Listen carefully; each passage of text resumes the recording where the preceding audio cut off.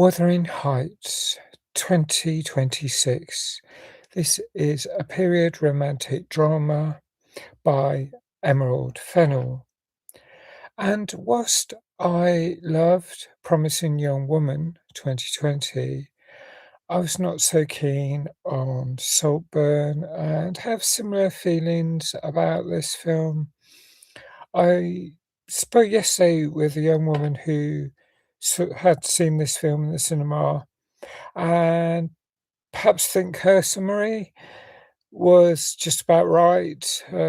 What she said was that it was really good, had a really good soundtrack and had good cinematography, and I would agree with that. The rest of it, not that great from her point of view. Well, my feeling is probably even slightly worse than that, simply because I'm not keen on visceral stuff. And it's set in the 1770s, or at least it starts in that era. I guess that's when Cathy and Heathcliff are kids, and then they grow up. So I guess probably about the 1790s, or um, later. I'm not sure, but it starts with a pretty grim scene. Um, Someone being um, killed by the state, capital punishment.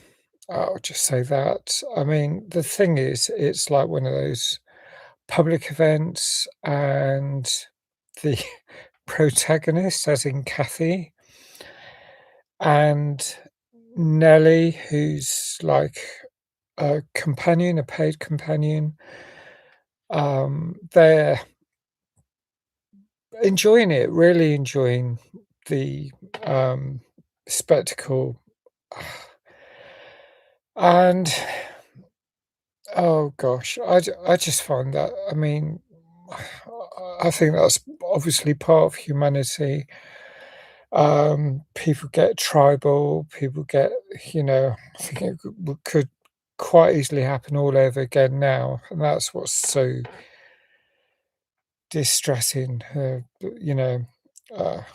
the sort of what how people take enjoyment on other people dying, and um, I I don't like the division in humanity. I mean, there is obviously is very strong at the moment, but I think that even if someone's horrendous, I would at most be simply relieved if they died. I wouldn't really want to dwell on it much. I think that's my general feeling. I mean, whoever it is, I just um, don't like the idea of being thrilled by someone shuffling off the mortal coil.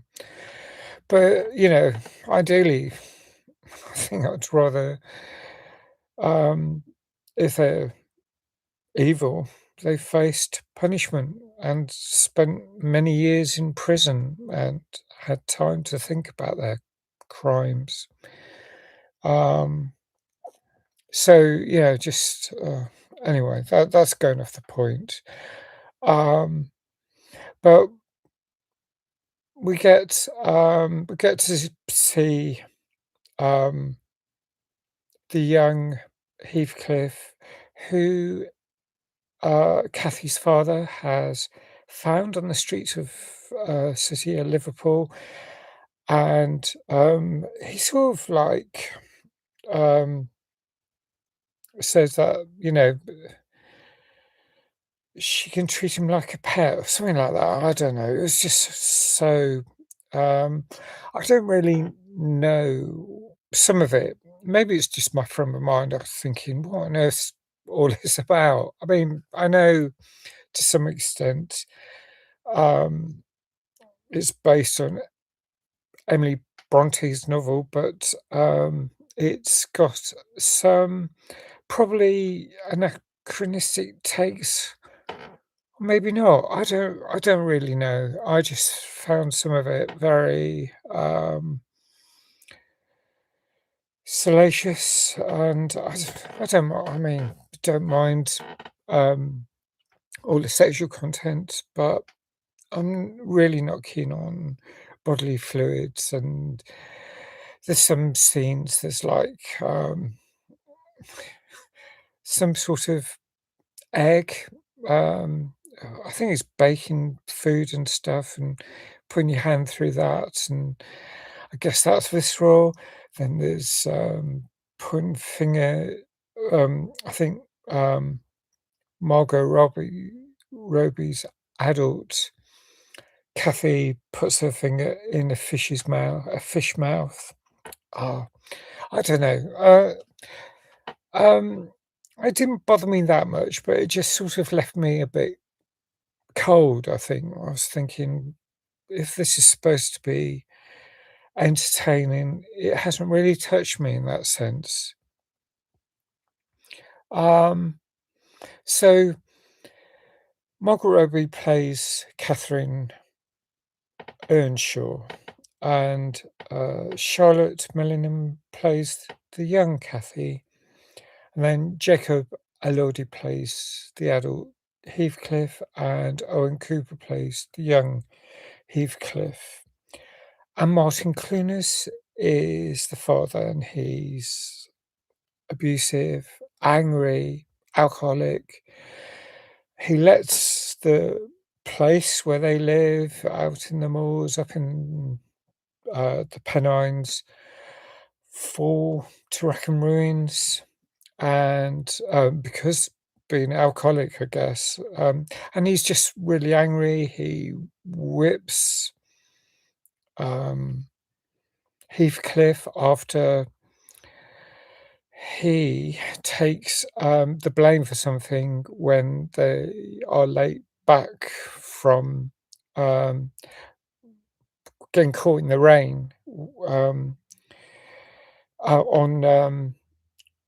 Mr. Earnshaw's birthday, and I don't know. So you see all these, like, um, wheels, I guess they are, the sort of marks, um on Heathcliff's skin, and there's quite a lot. Um, I mean, I don't know, it kind of, um, I can imagine all these sorts of things happening at that time. It's a very grim time, the 1700s, the 18th century. I think, it's only relatively recently, civilization has got, um, much more bearable, I guess, where things like, all the brutal punishments have been largely removed, and then there's the threat that they might come back, and there is still a huge amount of cruelty in the world, and it's upsetting. And seeing it in film, it's also upsetting. I mean, it's not as upsetting because it's a story, it's on film, but I don't enjoy it, I guess. And there's a lot of really beautiful scenic stuff, snow falling outside the windows, I think possibly stars outside, wild weather. I thought, and seeing, the moorlands and, all the countryside, of that sort of area of the Pennines with all the valleys and, hilltops, large escarpments and, plateaus. I know, West Yorkshire, Calderdale, and I think it is a really beautiful area, and it's lovely seeing that on film. Um, I don't know, maybe there's this love triangle or quadrangle, and I guess it's all that. As I said, the soundtrack is some of the music I really liked, some not so much, but I do like a lot of Charlie XCX's music. So that's probably the thing that most attracted me to this film. But a lot of the rest of it, I kind of, mm, yeah, the scenery, lovely. The story, left me a little underwhelmed, I guess.